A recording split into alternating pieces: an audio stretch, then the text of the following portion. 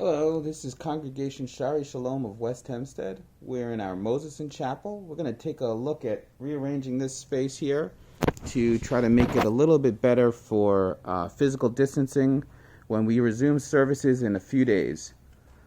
As you can see, not set up so great for staying apart from each other, but we're going to take that setup and make a few adjustments and make this much better for everyone. Stay tuned.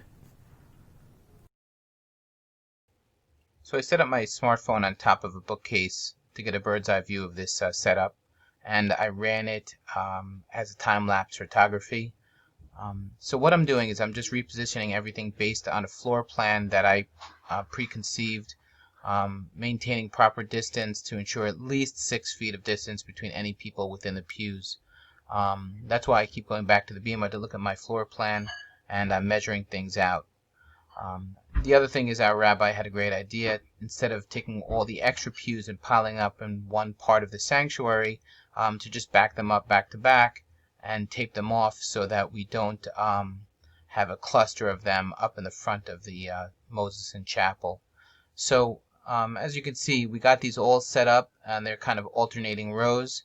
Then I'm just double checking distances to make sure we have at least that 6 feet that I had planned for. Then I move over the bima to stay far enough away, 12 feet away from the front rows. Lastly, I tape off that so we know where it's supposed to stay. And I tape off the rows of the pews to make sure we know they're supposed to go back. The caution tape is just there to make sure that people aren't relocating these and aren't sitting where they're not supposed to be. So certain seats are blocked off also.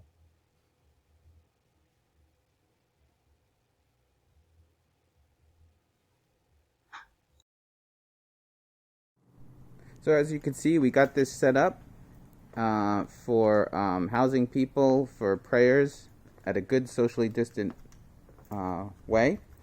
And although I like to use the term physically distant, we want to be socially close and physically distant. And we got our bima moved over, taped off so we know where it's supposed to stay. We're going to move our Zoom setup as soon as I have a chance to take care of that and do some other cleanup, including putting away Sidurim and Chumashim.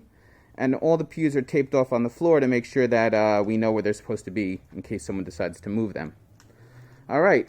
Hope this was informative for congregants and those interested in joining us for services.